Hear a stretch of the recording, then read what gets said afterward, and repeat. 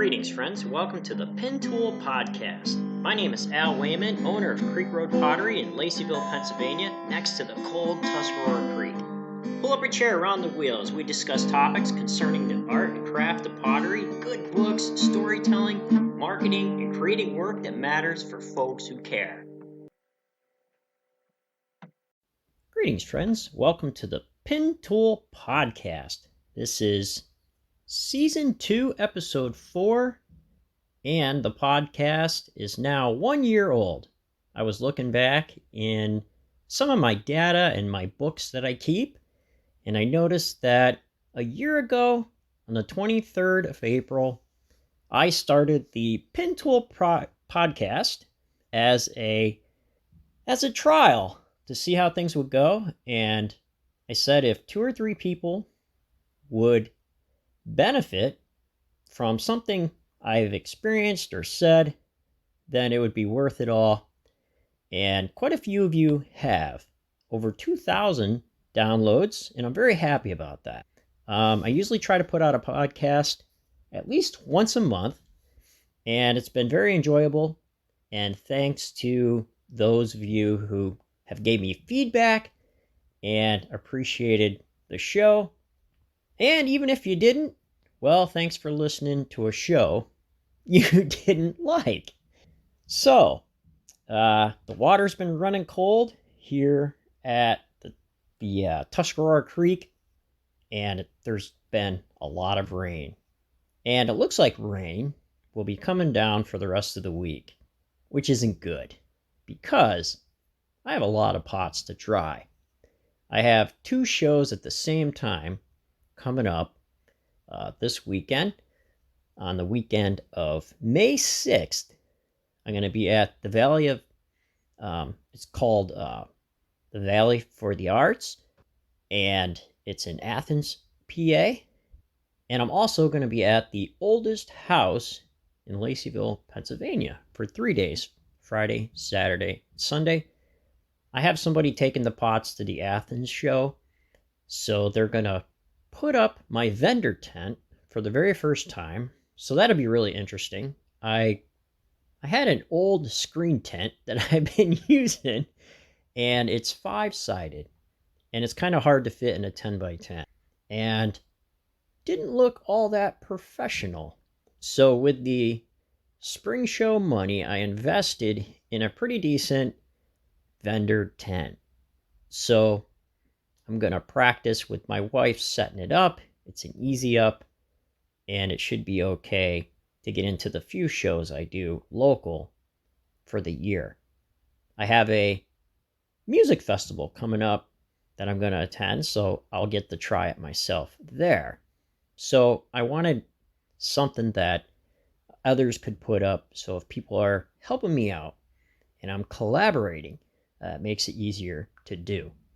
So things have been busy. I've been thinking about spring, and it's been raining and warm. The tulips are up, and the daffodils were blooming last week, and they look just gorgeous. I had some yellow ones come up and some white ones. If you go to my Facebook page, you can see them blooming there. They're beautiful. I'll post some images of them. Also, some crazy things have been happening, and we'll get into all of that in a bit about the crazy things. I went to a show down in Scranton, Pennsylvania for a spring show, and it was really nice working with other vendors and setting up the pots. And a few of you came down and were kind enough. Some of you drove an hour to get a few things off me, and I really appreciate it. And it was fun being out in the public, seeing everybody, and enjoying the day.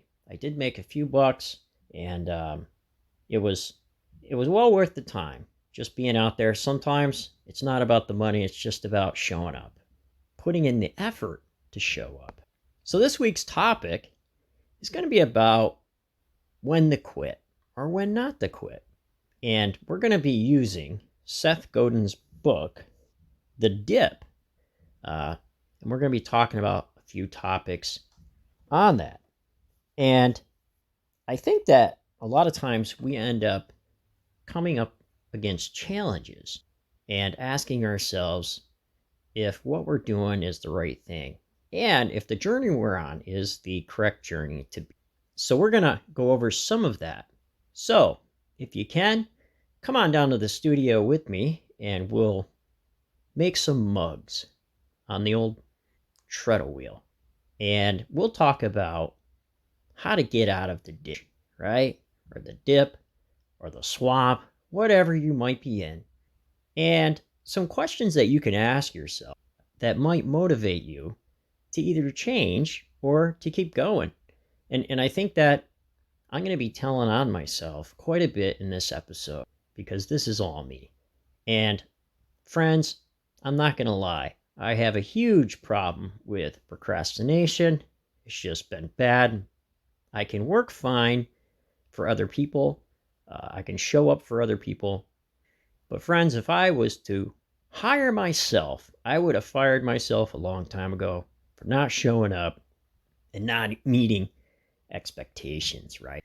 So it's really hard sometimes. Sometimes we are fine showing up for our jobs and being professional and showing up for other people. But when it comes to ourselves, there's a lot of reasons why that happens. I work a full-time job, and there's plenty of excuses that I can hide behind. And some of those aren't excuses. Some of those are legitimate reasons. So right now, it is 12 a.m., and I'm recording this podcast. I screwed up my sleep schedule because I came off nights, 12-hour shifts at work, and I slept most of the day. So I'm going to be up, which may mess up my sleep schedule and work pattern for tomorrow. And friends, I have a lot of pots to throw. So let's go on down to the studio and bring your pin tool, have a seat around the wheel, and we'll discuss the quagmire that sometimes you find yourself in. All right, I'll meet you down there. Greetings, friends. Slide in around the wheel here. Some of your friends can move down. We're going to talk about the quagmire earth. And we're gonna make some mugs. So while we're making mugs, let's go over a few things on just having a bad time and working through it. And I'm gonna go over a few bad things that happened to me that were just terrible. And I'm sure that there's plenty of bad things that happen to you too. And if we add them all up, all the bad things that happen to everybody, compared to other people, might be kind of small if you actually think about it. So that's one way we can make ourselves feel a little bit better during bad times, because misery likes company, but we shouldn't dwell on it a whole lot. But we should make plans on how we're going to get out of the quagmire or out of the ditch, right?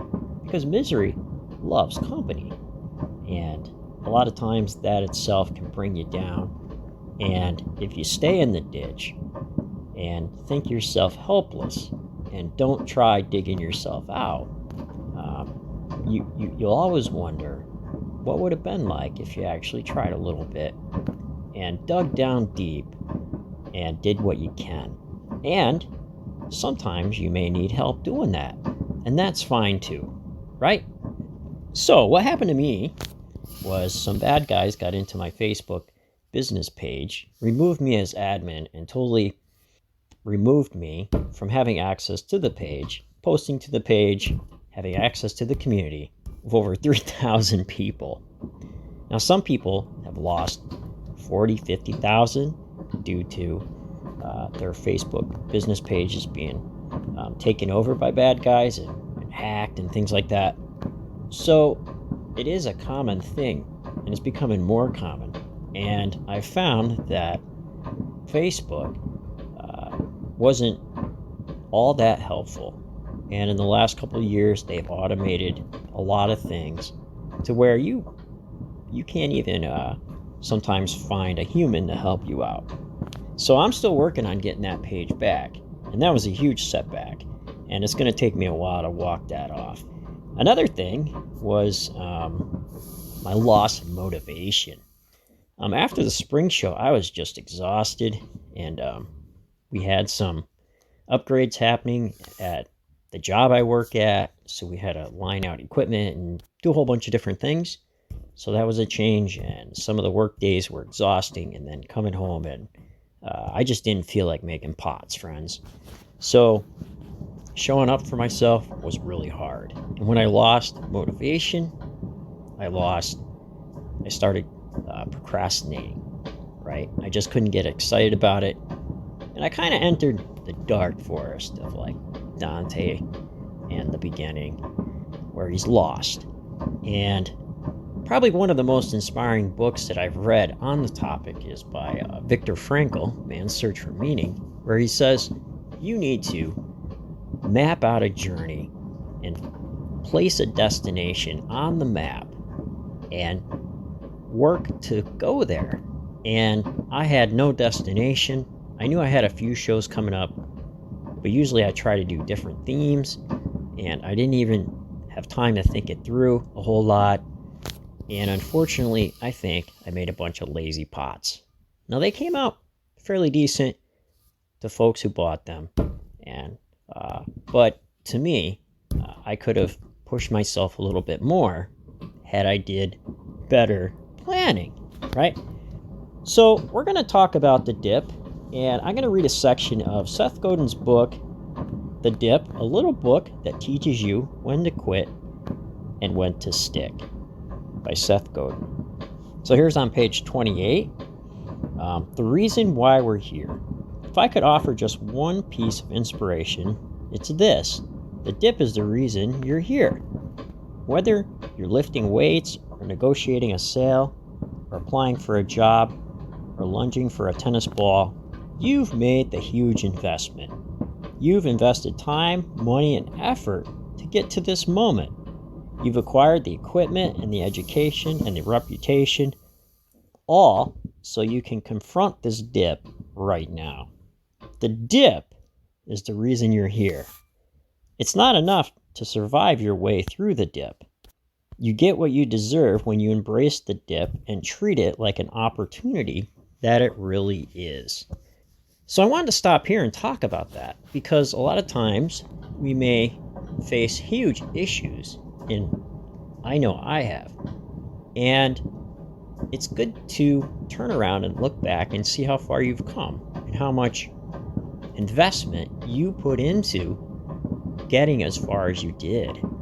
And sometimes we're always looking ahead to the next thing and to the next place on the map, but we never look back and take time to really appreciate all the effort and time that we put into getting as far as we did on the journey.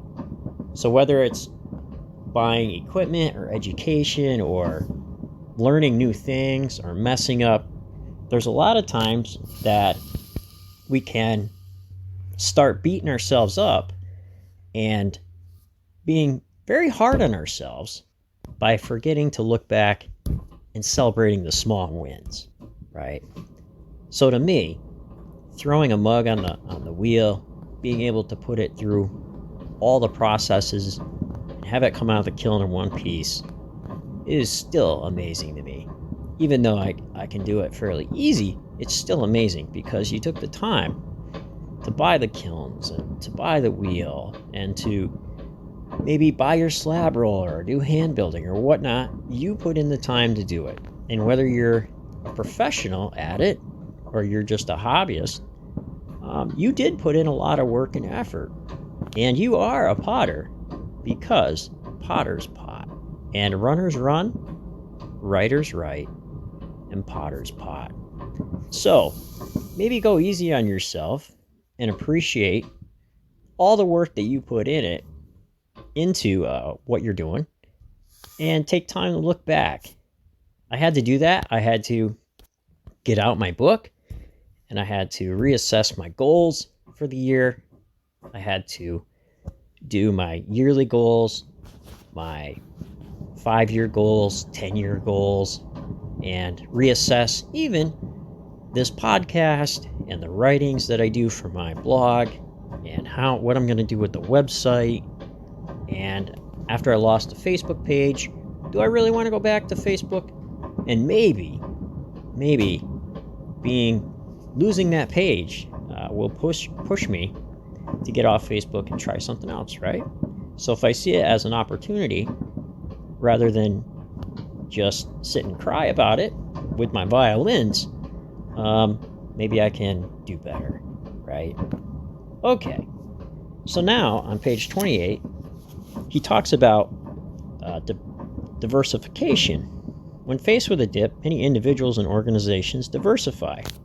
If you can't get to the next level, the thinking goes, invest your energy in learning to do something else.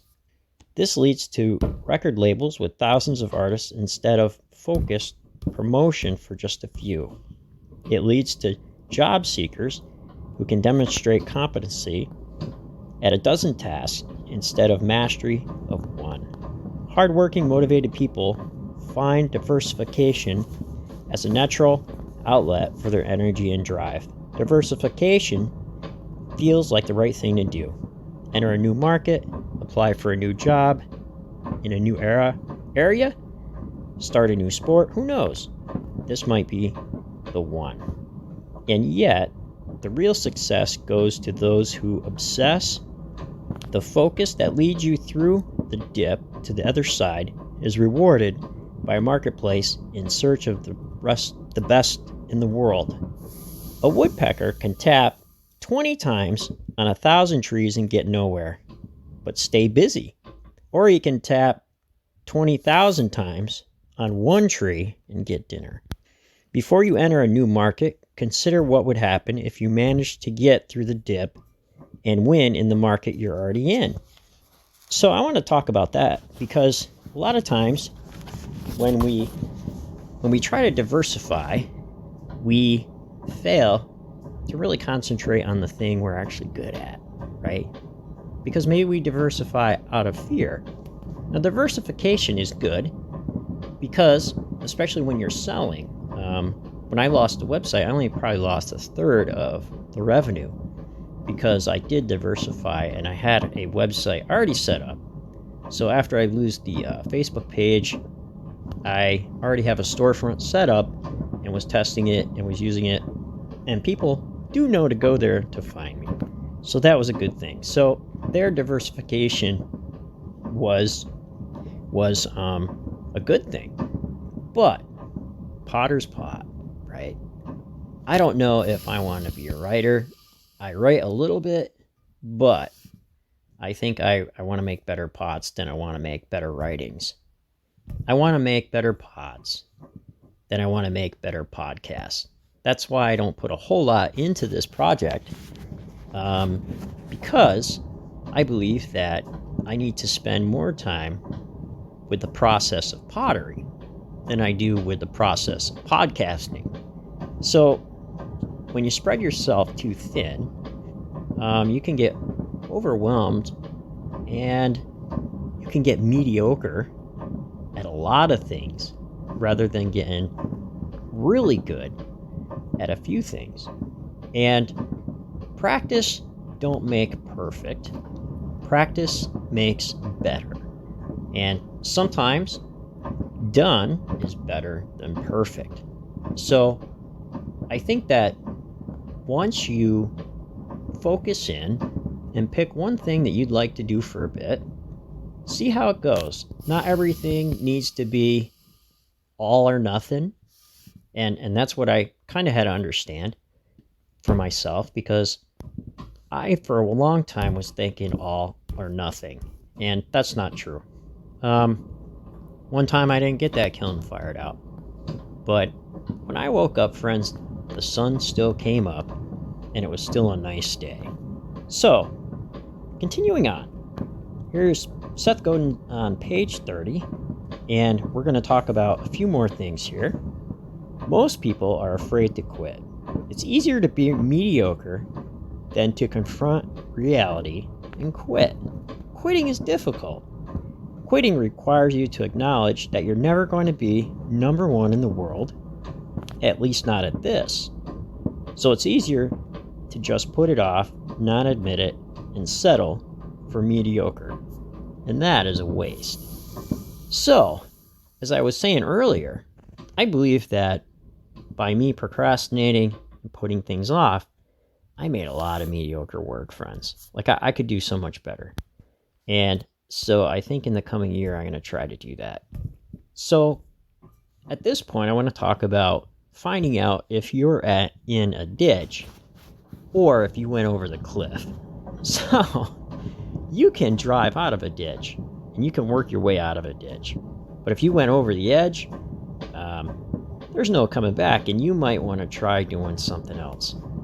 So they say that people nowadays, I think, have up to 3 different careers that they've changed to in their lives. A long time ago, people only did like one thing for 20, 30 years and retired. But now people change 2 or 3, maybe 4 times and work only 4 or 5 years at a single job before they go on to something else.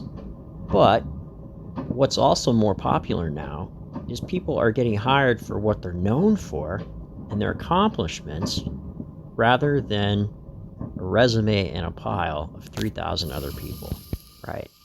So it's a lot of networking. So by honing in on the skill, you end up helping yourself out in some ways. So just try that thing. Try, say for 6 months, honing in on a thing that you want to get better at and devoting yourself to that and see what happens. Hopefully, things will turn around for you and you can dig yourself out of that ditch. So another thing I wanted to talk about is focus on your process rather than the outcome. And a lot of times if you're in these dips, you have limitations, whether it's financial limitations, whether it's time limitations, but use those limitations to your advantage. And a lot of times you can make better work by doing that. So if you've always used this blue glaze, try using green this time, right? If you've only done high firing, try some low fire pots or raku. If you've spent weeks and weeks on one project, spend 10 days making 20 things and see how that goes. So all I'm saying is that just because there are limitations, and that just because there are limitations of the ditch, there are still things that you can do inside that ditch as you work your way out, right? You can clean the ditch while you're down there. Make that the best ditch that you've ever been in. So, I think that's about it, friends. So keep shipping the work, right? And do your best. If you need to change, go ahead. It's okay if you need to take on a part-time job just to keep doing your artwork and to pay the bills. Nothing wrong with that. I work full-time, and actually a lot of times if you supplement your artwork, you can do what you want because you're not depending on your artwork to support you. You can make better choices and choose what you'd like to make. A lot of times, potters who are professional potters, who show up and have to show up every day to pay the bills, they end up making things that they may not like because they know it sells. And a lot of times what sells isn't your best work, right? Because we make mugs nonstop, bowls nonstop, because we know they sell and people collect them. And those things that you may dislike making or make as a routine task end up supplementing all the things that you want to be creative with. So if you replace that with a job, maybe your quality of life will be better. And maybe that's a positive thing that you need to look at. So don't be scared. And like I'm saying, there's different grades to a potter. You're still a potter if you work pottery part-time. You're still a potter if you're a hobby potter. You're a potter if you're a professional potter. There's different grades to it. A professional potter, he shows up every day like a plumber, and he doesn't really have a choice too much on what pipes he might unclog or connect. He shows up. He does what he needs to do to get paid for it.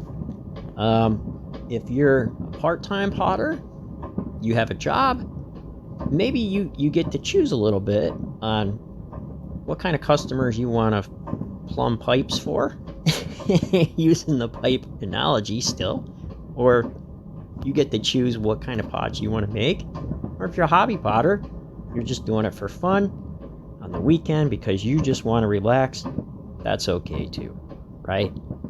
So keep doing what you're doing, friends, and hopefully you can dig yourself out of the ditch. I know I'm going to be trying to dig myself out of the ditch. Losing the Facebook business page is going to take a long time to walk off, but I can only cry about it so long and have the violins follow me around for so long.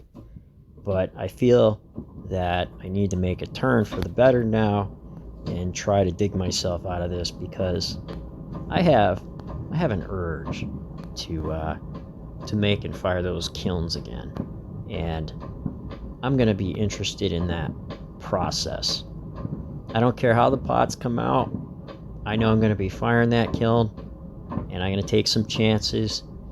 Maybe some things will work, maybe some things won't, but a lot of times it's the journey that's far more fulfilling than the end result or the destination.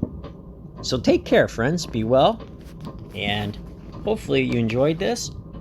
Give me a shout out if you can, and say hello, and stop by the website at creekroadpottery.com and say hello. Shoot me an email and let me know what you think.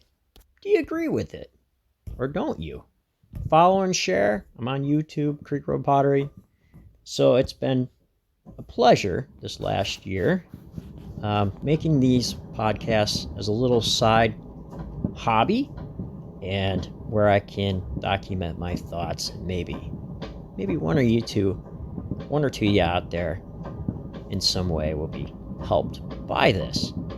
So take care of yourselves and each other, and happy potting.